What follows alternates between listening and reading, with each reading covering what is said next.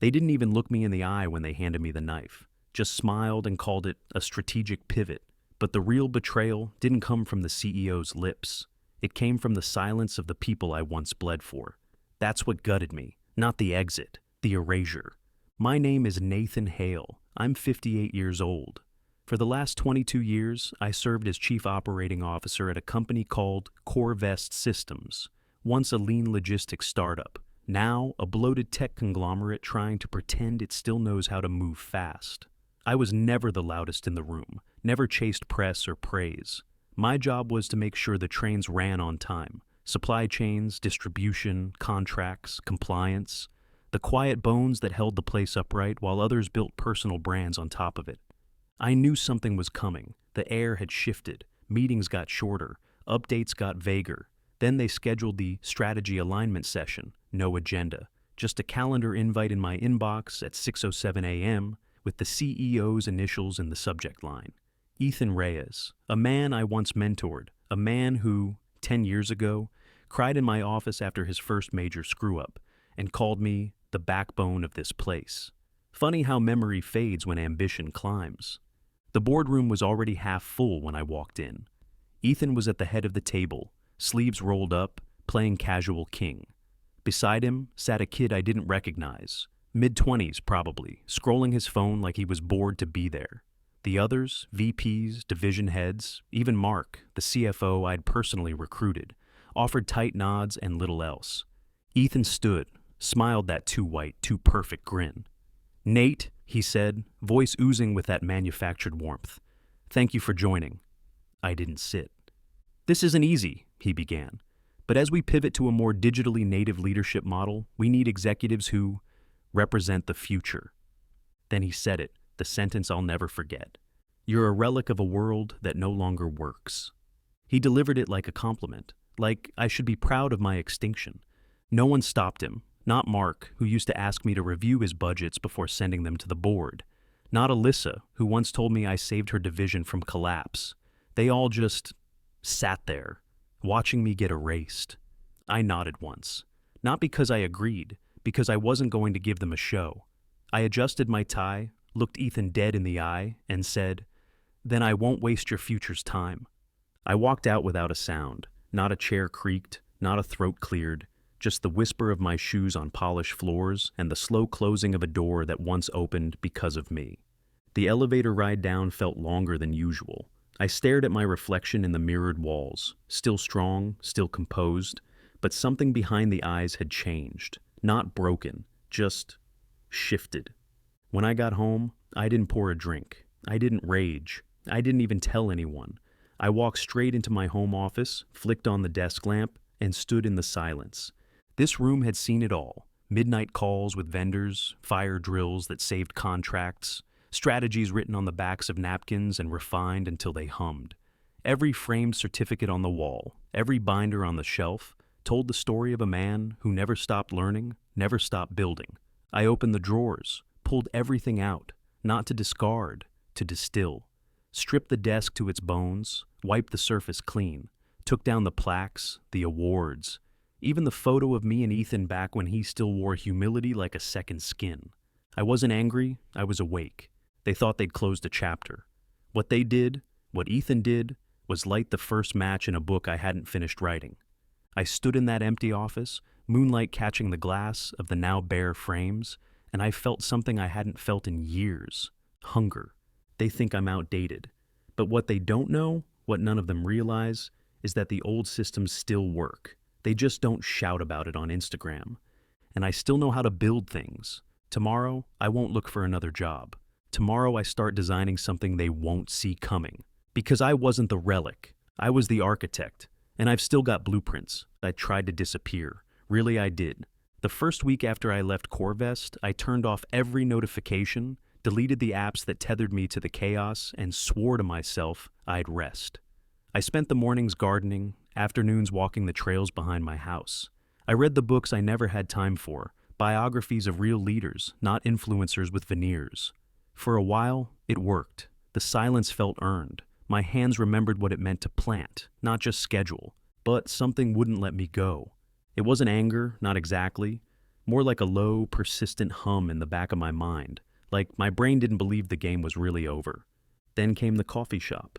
It was a Tuesday. I'd been at the same quiet spot for years, the Roost, tucked between a dry cleaner and a nail salon, good beans and terrible jazz on the speakers. I was 2 sips into a black Americano when they walked in. 2 junior execs, fresh from the downtown tower, lanyards still swinging, suits a little too tight, a little too eager. I didn't mean to eavesdrop, but when one of them dropped a phrase I hadn't heard since I'd coined it in a presentation 8 years ago, operational shadow velocity, I froze mid-sip.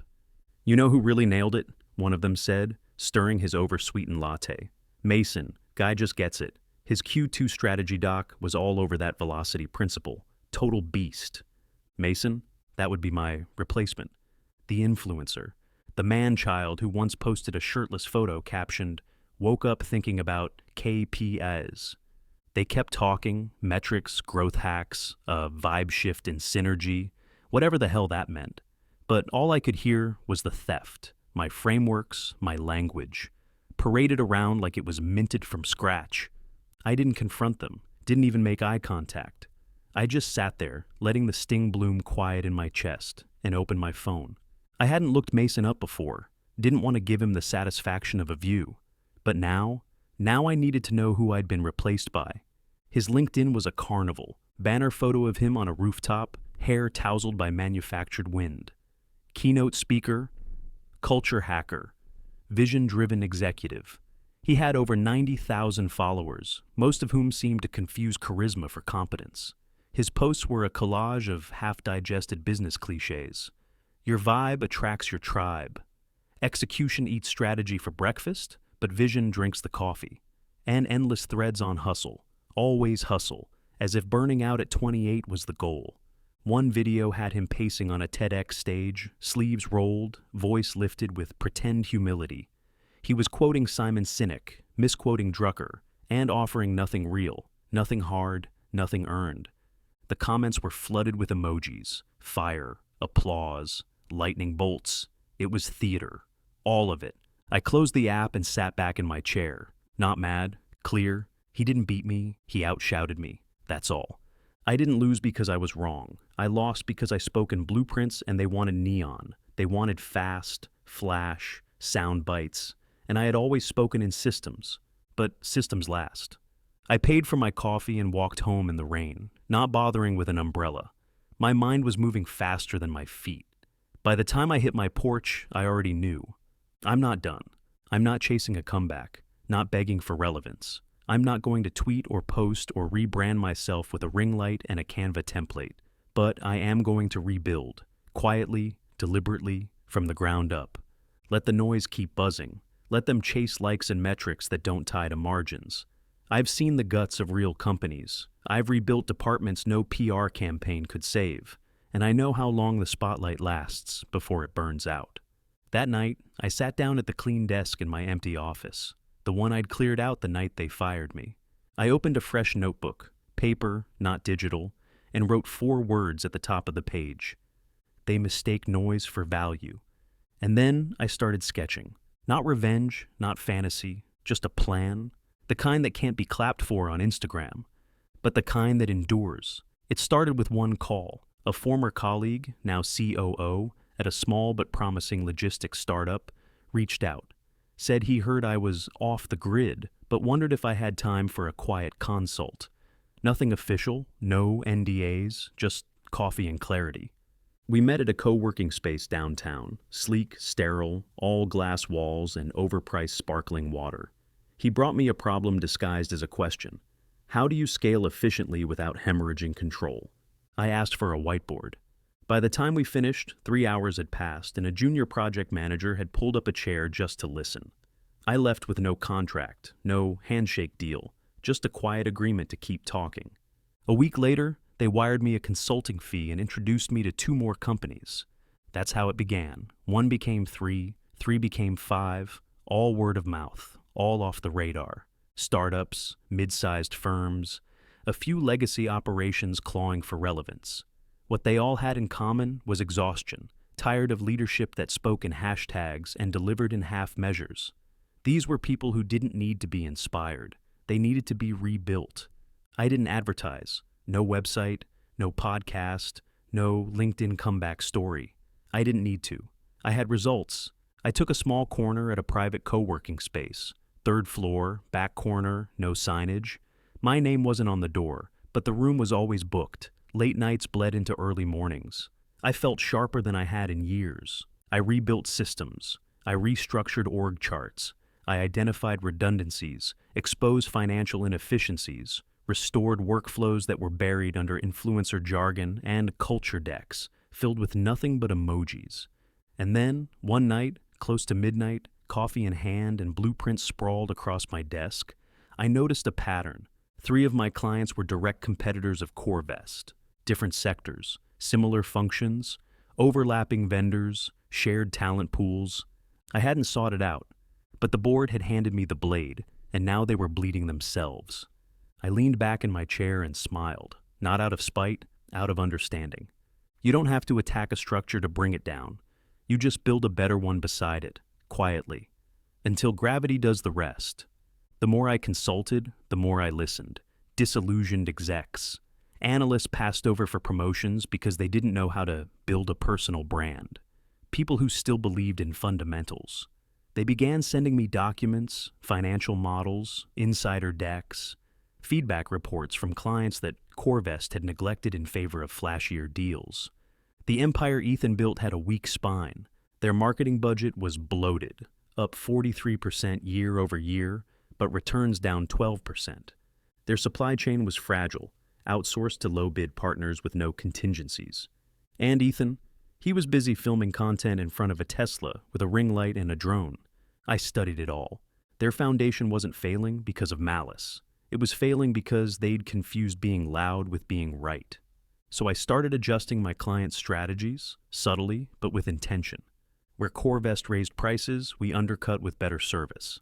Where they prioritized influencers, we reached directly to customers with tailored solutions. Where they ignored their vendors, we built alliances. No sabotage, just competition done correctly. Within 3 months, 2 of my clients had eaten into CoreVest's quarterly sales by 11%, and the whispers had started. One of my newer clients, a rising logistics firm out of Denver, told me over lunch, "It's weird, their numbers are soft, but no one knows why. Feels like they're leaking from the inside." I didn't correct him. Let them think it was entropy. Let Ethan pace his office wondering how his engagement is up, but conversions are down. Let the board scramble for answers. I wasn't interested in the spotlight. I'd had power once, and they called it outdated. Now I wanted leverage, the kind you can't fire, the kind that operates in silence.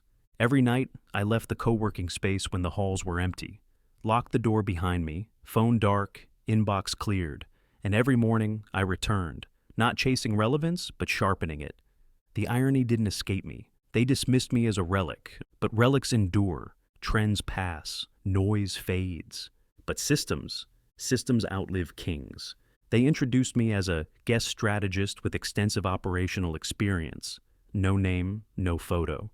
Just a silhouette in the conference program. It was deliberate.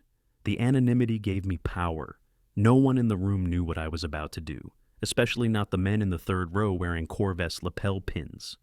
The tech conference was hosted at a hotel in San Francisco, all glass elevators and rented ambition. I was invited by one of my earliest clients, the startup that took my frameworks and tripled their revenue in 6 months. They were on the main stage now, basking in headlines.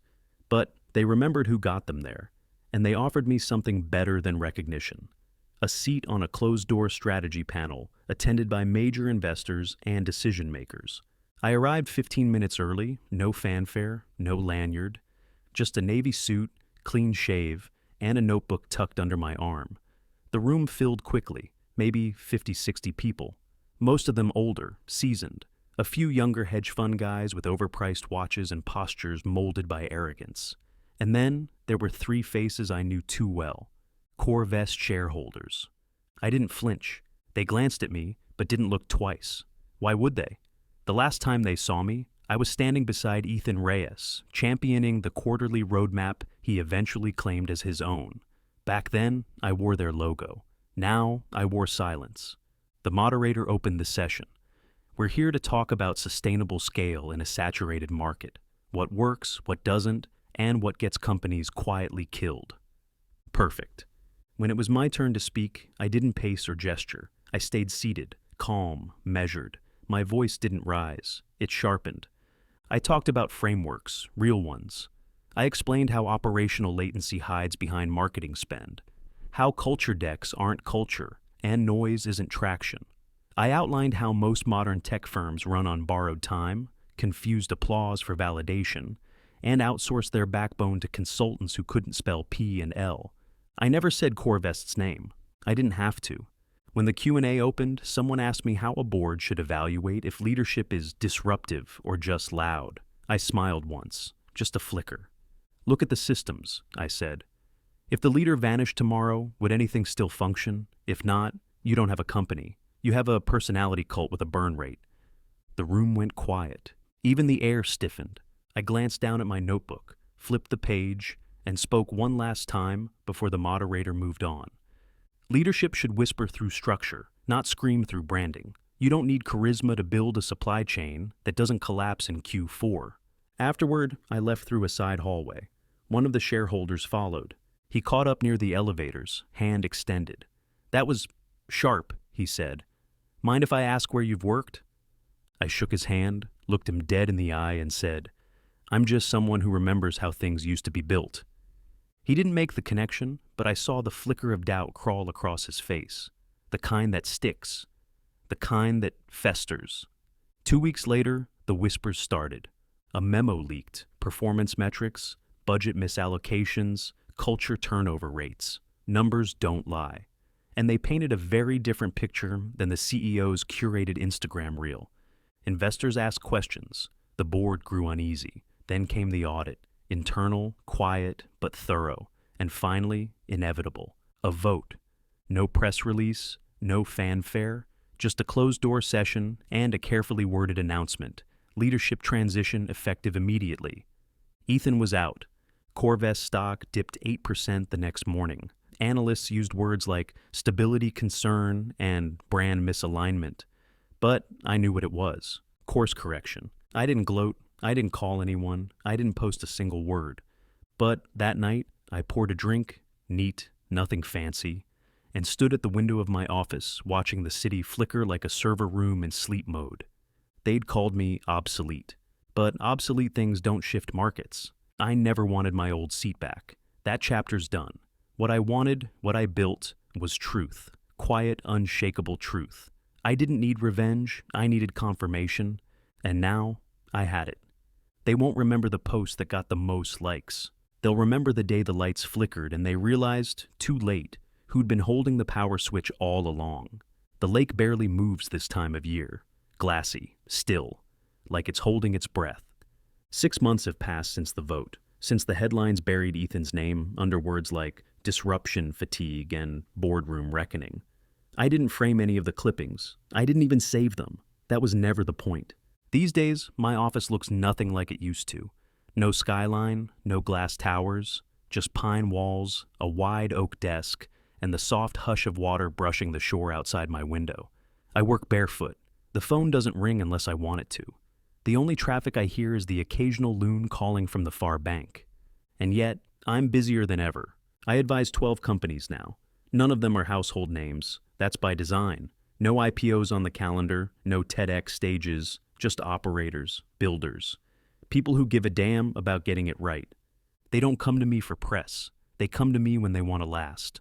I teach them the same things I once buried in spreadsheets no one read. How to create systems that think 10 moves ahead.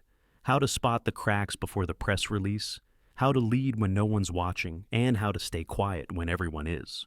Twice a week, I host a call for my mentees. It's invitation only, small, intimate, cameras on, no filters, no branding overlays, just questions and frameworks. Tonight's call was with 3 of them, young, sharp, a little raw. I like them that way. Teachable. One runs a supply chain startup in Chicago. Another is rebuilding a nonprofit's operational backbone in Toronto. The third just closed her first major vendor deal after using one of the negotiation templates I built 10 years ago and never got credit for. They asked about longevity. How to build something that doesn't need their name on the door to survive. Simple, I told them. Stop making yourself the product. They laughed, but I didn't. Brands fade, systems scale, want legacy? Teach your replacements before you think you need to. Afterward, they thanked me, called me a quiet architect. That one stuck with me. Quiet architect. I closed the laptop and sat back, watching the last light bleed out over the water. The house settled around me, wood creaking the way old buildings do when they're content. I thought about the note. It arrived 2 days ago, handwritten, folded into an unmarked envelope. No return address, but I knew the handwriting. Mark, the CFO. The one who kept his mouth shut when Ethan called me a relic. It was short, just a few lines. We were wrong. I was wrong. You didn't fail us. We failed you. I read it once, set it on the corner of my desk, and never picked it up again. There's nothing to say back. The past doesn't need my attention anymore. It made me. Now I let it be. I stepped out onto the porch, mug in hand. The air was cool, still. No wind. Just enough silence to hear the frogs begin their chorus along the shoreline. This is what peace feels like when it's earned, not handed out, not performed. I don't feel bitter. I don't feel proud. Just grounded. Some people build reputations. I built blueprints, quiet ones, unsexy, unmarketed. But they're still standing, and they'll keep standing long after the likes dry up and the algorithms change. No one calls me a relic anymore. They don't dare. Because relics aren't broken things. Relics are what survive. I sip my coffee slowly, watching the horizon fade into stars, and think of every time they tried to bury me. They never realized I wasn't the dirt. I was the bedrock. They called me a relic. But relics are built to endure, long after the noise fades.